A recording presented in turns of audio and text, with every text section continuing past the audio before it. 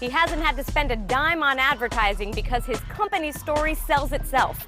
How Blake Mycoskie's personal quest turned into a profitable shoe business. That's coming up next on Your Business.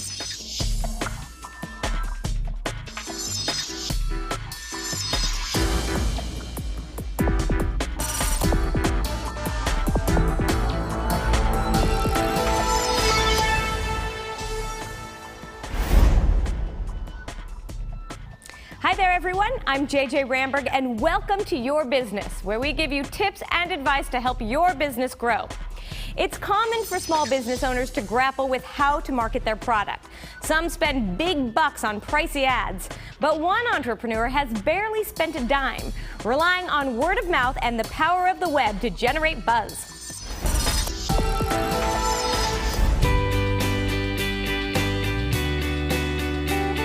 Blake Mycoskie has a product he's selling. The original design of TOMS comes from a shoe called Alpagata. And he's marketing it by telling his story. And I think our story is a very personal one too, because it's a story of a guy, went to Argentina, met some kids that didn't have shoes. And having other people tell it. I want someone to ask me about my shoes so that I can be like, well, have you heard of TOMS before? Well, this is the story. And even more people.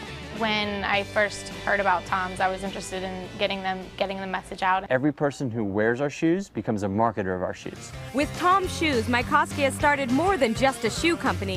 He started a movement, and that's created an army of marketers.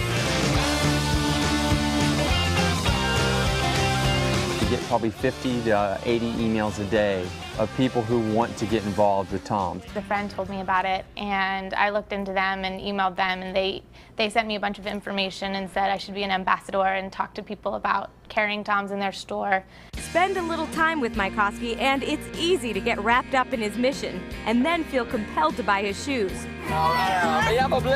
He founded TOMS 2 years ago after meeting a group of children in Argentina who couldn't afford shoes, even the inexpensive traditional alpargatas. I thought, what if we sold these alpargatas in the United States, and for every pair of shoes we sold, we'd give one back to the children that don't have shoes. Within 6 months of launching, TOMS had sold 10,000 pairs of shoes and given away the same number.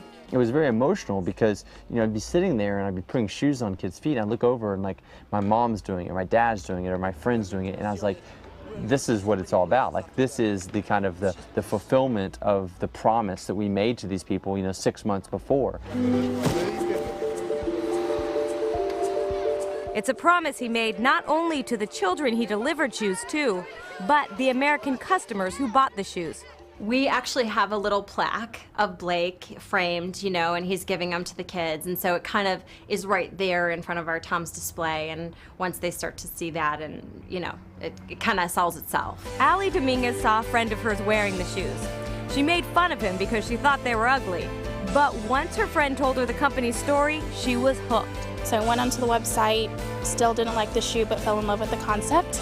She got in touch with Mycoskie and now works for TOMS. I bought a pair, and now I have over maybe 40 pairs of shoes. Dominguez is typical of the employees at TOMS. There are 36 of them, and 30 interns, young adults who work for the company for a small stipend, and by the end of a few months become evangelists themselves. Jenny Tubner came to TOMS from her hometown in Oklahoma. When somebody leaves to go off to a big city like LA, everybody knows about it. And so that within itself is just an evangelistic opportunity for TOMS Shoes. In this day and age, you have a unique situation with Facebook and MySpace and technologies that exist that help accelerate the viral spread of a message. I would imagine that's where your interns come in too. Yes, the interns know a lot more about Facebook than me, that's for sure. And they probably have a lot of friends on Facebook Exactly. and friends on MySpace, so yeah. Your 30 interns means you're reaching True. Thousands of people. Exactly, and we're reaching those people in a very intimate, personal way. The intimacy of his message is what Mycoskie says has made TOMS such a success. And as a result, he spends his marketing dollars on getting his customers involved with the company, not on traditional advertising. So I feel like advertising is a very